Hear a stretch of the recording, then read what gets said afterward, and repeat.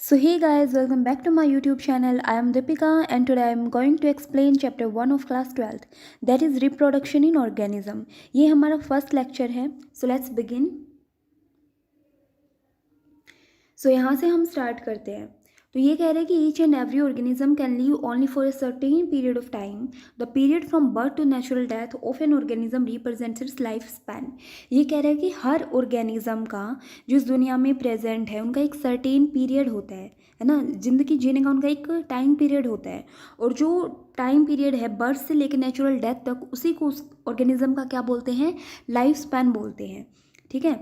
तो फिगर 1.1 में कुछ एग्जाम्पल दे रखे जो हम बाद में पढ़ेंगे, उनको एग्जामिन करना है जो रिप्रेजेंटेड है हमारे 1.1 में. यहाँ पे कह रहा है कि the isn't it both interesting and interviewing to note that it may be as short as a few days और as long as a few thousand years. ये कह रहा है कि भाई हमारे अगर हम लाइफ स्पैन की बात करें अलग अलग ऑर्गेनिज्म की तो कईयों की बहुत कम दिन के लिए होती है तो कईयों की बहुत हज़ार सालों तक की भी लाइफ स्पैन हो सकती है. ठीक है. तो अगर हम दो एक्सट्रीम मीन्स लाइफ स्पैन के बारे में बात करें तो अलग अलग ऑर्गेनिज्म की अलग अलग होती है. तो हम लाइफ स्पैन को साइज़ के हिसाब से रिलेट नहीं करते हैं क्योंकि साइज़ जो है मान लो क्रो और पैरेट का हमारा क्या है, ज़्यादा डिफरेंस नहीं होता उनके साइज़ में. लगभग साइज़ वगैरह उनका सेम टू सेम होता है. लेकिन अगर उनकी लाइफ स्पैन की बात करें तो उनमें बहुत ज़्यादा डिफरेंस होता है. क्रो की बात करें तो इसका अबाउट 15 ईयर्स होता है और पैरेट की बात करें तो अबाउट 140 ईयर्स होता है लाइफ स्पैन. ठीक है. ऐसा ही जो रिलेशन है वो हमारे मैंगो ट्री में और पीपल ट्री में देखने को मिलता है, जबकि मैंगो ट्री में जो लाइफ स्पैन है इसकी शॉर्टर होती है देन द पीपल ट्री. ठीक है. दोनों को साइज इक्वल मिलेगा बट लाइफ स्पैन हमारी क्या है, साइज से कोरिलेट नहीं करती है. तो कैसी भी लाइफ स्पैन हो, वट एवर भी लाइफ स्पैन, छोटी हो ज़्यादा हो कम कैसी भी हो, जो डेथ है हर इंडिविजुअल की वो तो सर्टेन है. डेथ तो होनी ही है. कोई इंडिविजुअल जो है हमारा इमोर्टल नहीं है सिर्फ सिंगल सेल्ड ऑर्गेनिज्म को छोड़ के. क्यों? क्योंकि इनकी कोई नेचुरल डेथ नहीं होती है. मान लो कि एक सिंगल सेल्ड ऑर्गेनिज्म है तो ये डिवाइड करेगा अपनी दो सेल के अंदर. तो ये इसका जो साइटोप्लाज्म है या ये जो सेल है ये दो में जिंदा रह रही है अपनी डॉटर सेल के अंदर. तो इसका हम ये कहते हैं no natural death is occur for the single celled organism. So given this reality have you ever wondered कि अपना जो प्लांट और एनिमल स्पीसीज़ हैं हमारे इस दुनिया में जो एग्जिस्ट करते हैं कितने सालों से हैं, कोई कितने सालों से है, इस तरीके से उनकी लाइफ स्पैन के बेस पे हम उसकी एज भी वगैरह मतलब ये सब निकालते हैं. There must be some process in living organism that ensure this continuity. कुछ प्रोसेस होती है जो इनकी कॉन्टीन्यूटी को इंश्योर करती हैं. Yes we are talking about reproduction. जैसे रिप्रोडक्शन हो गया.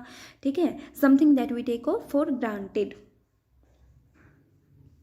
सो यहाँ कुछ एलिफेंट वगैरह हो गया, रोज़ हो गया, डॉग हो गया, बटरफ्लाई, क्रो, तो इन सब की दे रखी है. तो इसकी मिनिमम 60-70 होगी. ठीक है. तो इस तरीके से आपको सबकी लाइफ स्पैन के बारे में पता होना चाहिए. बटरफ्लाई की 1 to 2 वीक्स दे रखी है, क्रो की जो है 15 ईयर्स दे रखी है, डॉग की जो है 22 ईयर्स के आसपास या 15 ईयर्स के आसपास होती है. ऐसे ही यहाँ पे पैरेट की 140 दे रखी है, फ्रूट फ्लाई की 1 to 2 वीक के नियर होती है, 1 वीक के नियर होती है. ठीक है. क्रोकोडाइल की 16 ईयर्स होती है, राइस प्लांट की 4 मंथ होती है, टोर्टवाइज की 100 to 150 ईयर्स. ऐसे ही हमारी जो लाइफ स्पैन है अलग अलग ऑर्गेनिज्म की, प्लांट की, वो आपको देखनी है. सो अगर हम आगे बात करते हैं तो अगर हमारा आगे जो टॉपिक है वो क्या आता है, रिप्रोडक्शन का. भाई रिप्रोडक्शन क्या होता है? तो रिप्रोडक्शन एक बायोलॉजिकल प्रोसेस होती है जिसमें हमारा एक ऑर्गेनिज्म जो है वो यंग वंस को क्या करता है, पैदा करता है. ठीक है. उसके जो ऑफस्प्रिंग है उसको क्या बोलते हैं, यंग वंस को क्या बोलते हैं, ऑफस्प्रिंग बोलते हैं, जो उसी की तरह दिखेगा. ठीक है. Similar to itself. अब कह रहा है कि ये जो ऑफस्प्रिंग है जो उसने भाई ये यंग वंस पैदा किया है ये क्या करेगा, साइज में बड़ा होएगा, मैच्योर होएगा, फिर ये अपने ही जैसे नई ऑफस्प्रिंग को प्रोड्यूस करेगा. तो एक साइकिल चलती है भाई, उसका बर्थ होता है, फिर ग्रोथ होती है, फिर डेथ हो जाती है. ठीक है. सो ये एक पर्टिकुलर साइकिल चलती है हमारी लाइफ स्पैन के अंदर.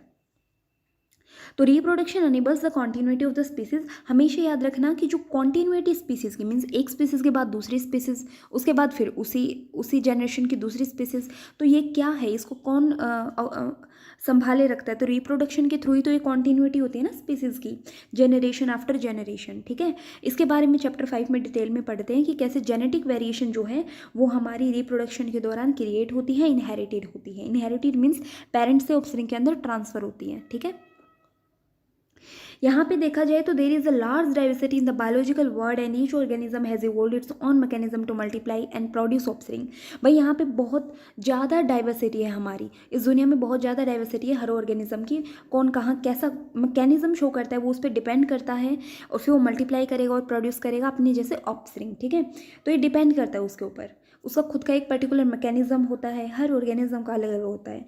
ऑर्गेनिज्म की हैबिटेट होगी, उसकी इंटरनल फिजियोलॉजी हो गई, और बाकी के जो अदर फैक्टर्स हैं उन सबको मिला के वो रिस्पॉन्सिबल होते हैं कि वो कैसे प्रोड्यूस करता है, ठीक है। तो based on whether there is a हाँ, हमारे यहाँ ध्यान रखना है कि हमारे एसेक्सुअल टाइप का और सेक्सुअल टाइप का दो टाइप की रिप्रोडक्शन होते हैं। एसेक्सुअल क्या है, देखो हमारे क्या है, एक ऑर्गेनिज्म है या दो हैं, इसके टाइप पे हमारे दो टाइप की रिप्रोडक्शन होगी, एसेक्सुअल सेक्सुअल। एसेक्सुअल में हमारा क्या ऑफस्प्रिंग प्रोड्यूस होता है सिंगल पेरेंट से। ये हो सकता है गैमेट फॉर्मेशन हो और हो सकता है गैमेट फॉर्मेशन ना भी हो, ठीक है, बट पेरेंट एक रहेगा, that is the asexual. Sexual में क्या है, दो पेरेंट की नीड होती है रिप्रोडक्टिव प्रोसेस में पार्टिसिपेट करने के लिए, और अपोजिट सेक्स मीन्स एक मेल है तो एक फीमेल है, उनके गैमेट हैं वो फ्यूज होंगे, then sexual reproduction will occur. So asexual reproduction के बारे में हम पढ़ लेते हैं, अभी अभी पढ़ा है। एसेक्सुअल मीन्स यहाँ पे सिंगल पेरेंट है, ठीक है, इस मेथड में हमारा सिंगल पेरेंट है, वो अपने ही जैसे ऑफस्प्रिंग को प्रोड्यूस करता है। और यहाँ पे मेन बात क्या है जानने की, कि हमारी जो ऑफस्प्रिंग प्रोड्यूस होते हैं वो आइडेंटिकल ही नहीं होते एक दूसरे की, वो बिल्कुल एग्जैक्ट कॉपी होते हैं अपने पेरेंट की। जो पेरेंट दिखता है उनका ऑफस्प्रिंग भी बिल्कुल वैसे के वैसे दिखता है, तो जेनेटिकली भी सिमिलर होते हैं, ठीक है। तो इस तरीके से उनको क्लोन बोलते हैं। क्लोन वर्ड कहीं भी आ जाए इसका मतलब क्या है, उनकी मॉर्फोलॉजी, मॉर्फोलॉजी मतलब बाहर से दिखते कैसे हैं वो वाला स्ट्रक्चर, और जेनेटिकली वो है एक दूसरे की सिमिलर होते हैं, दैट इज कॉल्ड क्लोन, ठीक है। एसेक्सुअल रिप्रोडक्शन के बारे में हमने पढ़ लिया। यहाँ पे हमें दो एग्जाम्पल दिए गए हैं, एक तो हमारा किसका, अमीबा का दिया गया है कि इसकी एक सेल है वो पर्टिकुलर डिवाइड करेगी, उसका पहले तो न्यूक्लियस डिवाइड करेगा, फिर वो पर्टिकुलर साइटोप्लाज्म डिवाइड करेगा और दो डॉटर सेल में कन्वर्ट हो जाएंगी।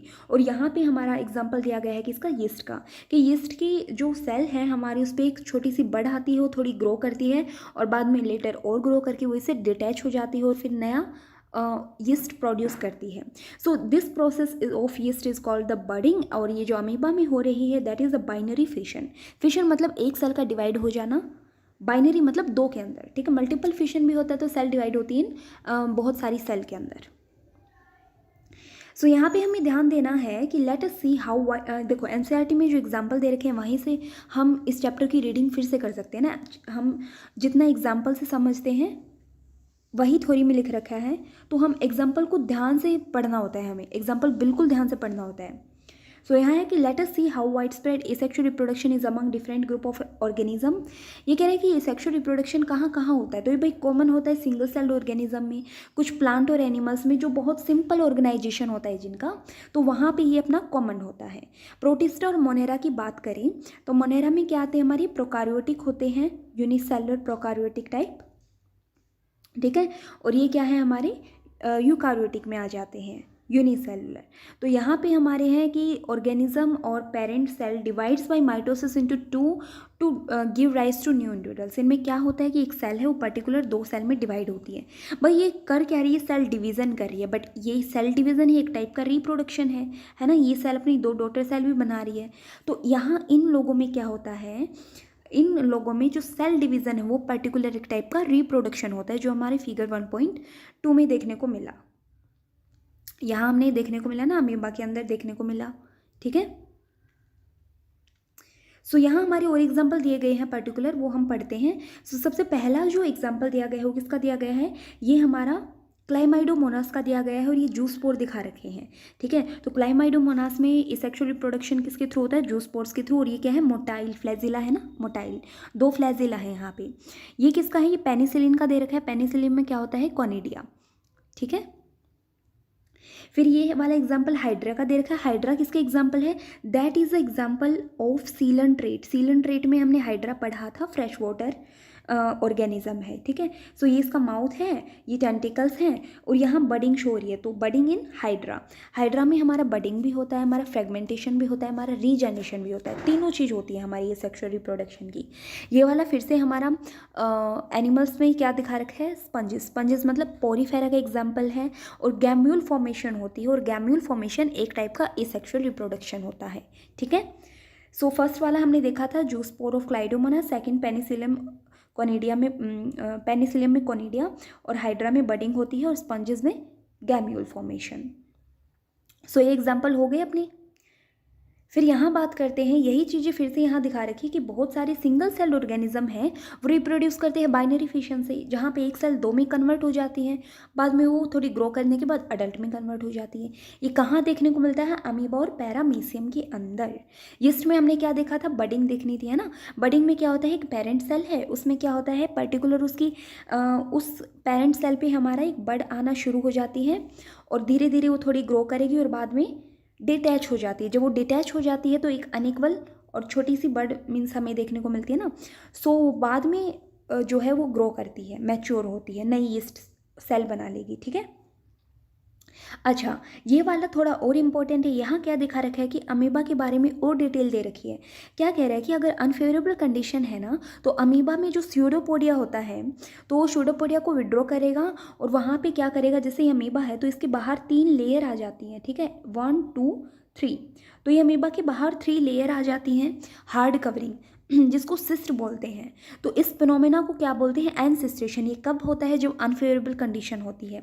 अच्छा, अगर फेवरेबल कंडीशन आ जाए तो क्या होता है? तो ये जो एनसिस्टेड अमीबा है इसके अंदर क्या होता है? मल्टीपल फिशन शुरू हो जाएगा।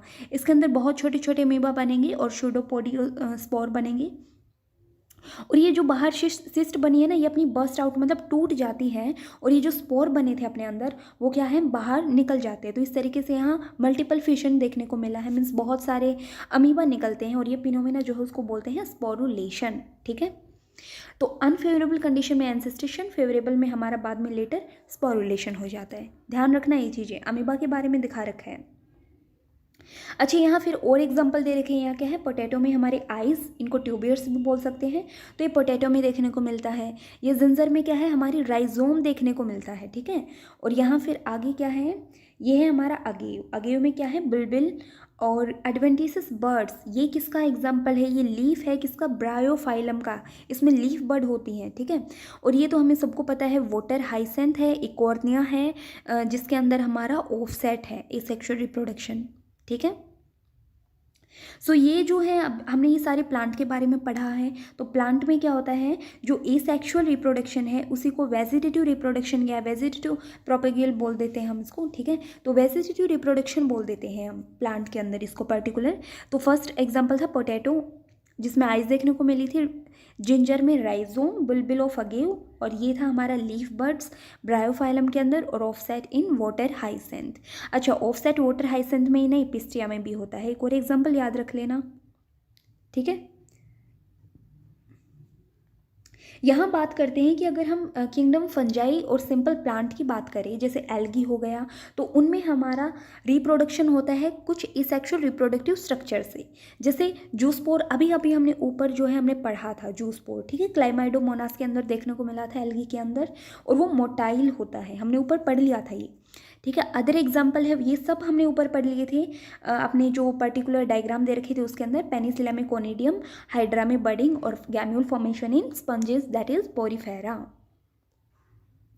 अच्छा, फिर उसके बाद में हम बात करते हैं कि वेजिटेटिव रिप्रोडक्शन एक टाइप का एसेक्सुअल रिप्रोडक्शन है, हाँ, ठीक है, ये हम प्लांट के लिए यूज़ करते हैं। अच्छा, while in animals and other simple organism जो एसेक्सुअल यूज्ड है अनएम्बिगुअसली, इन प्लांट्स में इसको वेजिटेटिव रिप्रोडक्शन बोलते हैं, जो मैंने अभी अभी बता दिया। प्लांट्स में क्या होता है, जो वेजिटेटिव प्रोपगेशन है, जैसे रनर हो गया, तो रनर जो है ये किस में देखने को मिलता है? ग्रासेस वगैरह में देखने को मिलता है। राइजोम का अभी अभी एग्जाम्पल पढ़ा था, क्या है? एक बनाना एग्जाम्पल है, और एक हमने अभी अभी पढ़ा था दैट इज अ जिंजर, ठीक है। सकर का जो एग्जाम्पल है that is jasmine and mint. Tuber potato. Offset का 2 एग्जाम्पल पढ़े थे, एक वाटर हाइसेंथ पढ़ा था, एक मैंने अभी बताया पिस्टिया। बल्ब किसके अंदर देखने को मिलेगा? ओनियन के अंदर। ये सारे एग्जाम्पल हमें याद रखने हैं, ठीक है। तो ये सारे जो है वो क्या करेंगे? नए ऑर्गेनिज्म या नए ऑफस्प्रिंग को प्रोड्यूस करते हैं। और ये जो स्ट्रक्चर्स है ना, ये जो स्ट्रक्चर है इनको क्या बोलते हैं? वेजिटेटिव प्रोपेग्यूल, ठीक है। तो ये क्वेश्चन पूछ सकते हैं कि भाई हमारे बनाना के अंदर क्या होता है, तो बनाना में राइजोम होता है, जैस्मीन के अंदर क्या होता है ना। तो ये सब एग्जाम्पल पूछ सकते हैं कि ओनियन में क्या होता है? बल्ब होता है। अच्छा, मैंने अभी अभी बताया था कि हाइड्रा के अंदर हमारा 3 टाइप का देखने को मिलता है, हमें बडिंग भी देखने को मिलती है, रीजेनरेशन भी, फ्रेगमेंटेशन भी। यहाँ फ्रेगमेंटेशन के बारे में बता रखा है, देखो क्या होता है। देखो कि कई बार क्या होता है कि since the formation of this structure does not, यहाँ पे दो पेरेंट की जरूरत नहीं पड़ती, तो दैट इज वी से this type of reproduction is asexual. तो इसमें क्या होता है, कुछ ऑर्गेनिज्म में अगर बॉडी जो है वो कुछ डिस्टिंक्ट पीसेज में ब्रेक डाउन हो जाती है, मीन्स अगर कुछ हिस्सों में, जैसे ये हमारी एक बॉडी है, वो हमारी 3 हिस्सों में जो है वो टूट गई, एक वाला ये, एक ये पोर्शन, एक ये पोर्शन। अल्टीमेटली हर फ्रेगमेंट जो है वो कैपेबल होता है नया ऑफस्प्रिंग प्रोड्यूस करने का, अडल्ट में कन्वर्ट होने का। तो ये पूरा एक टाइप का हमारा हाइड्रा बना लेगा, ये पूरा एक टाइप का हाइड्रा, ये हाइड्रा का एग्जाम्पल था, ठीक है। ये भी पूरा एक टाइप का हाइड्रा बना लेगा। इस टाइप के मोड ऑफ एसेक्सुअल रिप्रोडक्शन को हम फ्रेगमेंटेशन बोलते हैं, ठीक है। यहाँ पे हम बात करते हैं कि एक टेरर ऑफ बंगाल, ये बहुत बार क्वेश्चन पूछा जाता है कि टेरर ऑफ बंगाल क्या है, ठीक है। सो यहाँ पे ये कुछ नहीं है, बस एक्वेटिक प्लांट है, वाटर हाइसेंथ है। ये एक इन्वेसिव वीड थी जो हमारी कहीं भी स्टैंडिंग वाटर, जहाँ पानी खड़ा रहता है वहीं पे ये ग्रो करना शुरू हो जाती है। ये क्या करता है, ये पानी से ऑक्सीजन को ले लेता है और अल्टीमेटली क्या हो जाती है, जो फिश वगैरह उनकी डेथ हो जाती है। इसके बारे में हम चैप्टर 13-14 के बारे में 13-14 में और डिटेल में पढ़ते हैं। यहाँ पे इसका जिक्र है तो ध्यान रखना, ठीक है। तो you may find it interesting. यहाँ पे ध्यान देने वाली बात ये है कि इंडिया में इंट्रोड्यूस किया गया, क्यों, क्योंकि इसके बहुत सुंदर फ्लावर थे और इसकी जो लीफ की शेप थी ना वो भी काफ़ी ब्यूटीफुल थी, तो इस वजह से इसको इंडिया में लाया गया। बट यहाँ पे आने के बाद तो ये टेरर बन गया बंगाल का। अच्छा, since it can propagate vegetatively at a phenomenon rate and spread all over the water body in a short period of time and it is very difficult to get rid of them। ये एक vegetative phenomena था, means यहाँ पे ये अपना water offset के through grow करता जा रहा था, ग्रो करता जा रहा था, और ये बहुत कम टाइम में बहुत ज़्यादा जो वाटर सरफेस बॉडी है उसको कवर कर लेता था, वहाँ स्प्रेड हो जाता था, तो इससे छुटकारा पाना काफ़ी मुश्किल हो गया था। अच्छा, यहाँ पे ये कह रहा है कि आपको पता है जो पोटैटो है, शुगर केन है, बनाना, जिंजर, दहलिया, इनका कल्टीवेशन कैसे होता है। क्या आपने पोटैटो ट्यूबर के अंदर बडिंग वगैरह या आइज़ वगैरह बाहर आते हुए देखी हैं? तो भाई हमें पता है पोटैटो जो है उनमें ट्यूबर से ही या बडिंग से ही जो आइज़ हैं वहीं से ही अपना क्या होता है, कल्टीवेशन होता है। बनाना और जिंजर जो हम ऊपर एग्जाम्पल पढ़ चुके हैं ना एनसीईआरटी की, ये एक खास बात होती है, ये एक अक्षर देगा, उस अक्षर को पूरे चैप्टर में 4-5 जगह देगा और वहाँ पर उसका थोड़ा थोड़ा जिक्र करेगा, ये एक जगह नहीं देती है, ठीक है। तो हमें ये माइंड में ध्यान रखना है कि जो वर्ड है हमने पहले कहाँ पढ़ा है। सो एक जगह हमें खुद लिखना पड़ता है। तो राइजोम जो है किसमें, बनाना और जिंजर में देखने को मिलता है, ठीक है। सो अगर आप केयरफुली ध्यान देते हो, try to determine the site of origin of a new, आपने देखा हो कोई भी प्लांट है, नया प्लांट है, तो उसमें हमारी जो छोटी छोटी प्लांटिलेट्स निकलती हैं, शाखा निकलती है, वो कहाँ से निकलती हैं। तो जैसे ये है, यहाँ से ऐसे कुछ निकली हुई होती है, तो ये जो पर्टिकुलर हिस्सा है ना, इस हिस्से को नोड बोलते हैं। तो हमारी जो नई शाखा निकलती है दैट इज़ इस पर्टिकुलर नोड से ही निकलती है। दो नोड के बीच के स्पेस को इंटरनोड बोलते हैं, ठीक है। सो यहाँ से निकलती है हमारी प्लांटिलेट्स। अच्छा, जब ये नोड जो है ये किसी भी मान लो ये डैम्प सोइल या वाटर में के कांटेक्ट में आती है, तो यहाँ से क्या होती है, रूट प्रोड्यूस हो जाती है और नया प्लांट प्रोड्यूस हो जाएगा, ठीक है। इसको क्या बोलते हैं, सिमिलरली हमारा एडवेंटिसस बर्ड देखने को मिलती है कहाँ पे, हमारी ब्रायोफाइलम के जो पत्ते हैं उनकी मार्जिन पे। जब ये पत्ते जो है वो नीचे गिर जाते हैं तो इनकी मार्जिन पे हमें कुछ बर्ड देखने को मिलती है और वहाँ से हमारा नया प्लांट शुरू हो जाता है, ठीक है। ये जो एबिलिटी है इज़ फुली एक्सप्लॉइटेड बाय, ये गार्डनर्स वगैरह यूज़ करते हैं, फार्मर यूज़ करते हैं, क्यों, क्योंकि प्लांट का कमर्शियल प्रोपगेशन के लिए, ठीक है। सो यहाँ है कि it is interesting to note that asexual reproduction बहुत कॉमन मेथड है किन में, जिनका सिंपल ऑर्गेनाइजेशन होता है, जैसे सेलुलर लेवल तक होता है, बहुत छोटा लेवल होता है ऑर्गेनाइजेशन का, उनमें एसेक्सुअल देखने को मिलता है।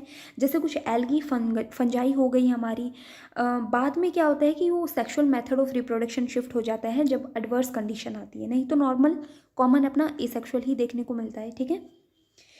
फिर यहाँ है कि जो एसेक्सुअल या वेजिटेटिव है एज वेल सेक्सुअल रिप्रोडक्शन है वो हमारा हायर प्लांट ऑक्युपाई करते हैं। हायर प्लांट के अंदर सारे रिप्रोडक्शन होते हैं, सेक्सुअल भी जिसको हम वेजिटेटिव बोल देते हैं और सेक्सुअल भी। दूसरी तरफ only sexual mode of reproduction in higher animals, जो हमारे मोस्ट ऑफ द एनिमल्स हैं उसके अंदर केवल और केवल ज़्यादातर सेक्सुअल मोड ऑफ रिप्रोडक्शन देखने को मिलता है, ठीक है।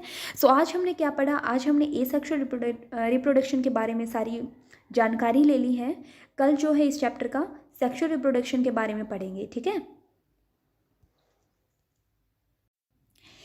सो आज के लेक्चर में इतना ही गाइज। अब मिलते हैं next video with the next lecture. So thanks for watching my video and guys if you like my video then also subscribe my channel. Thank you.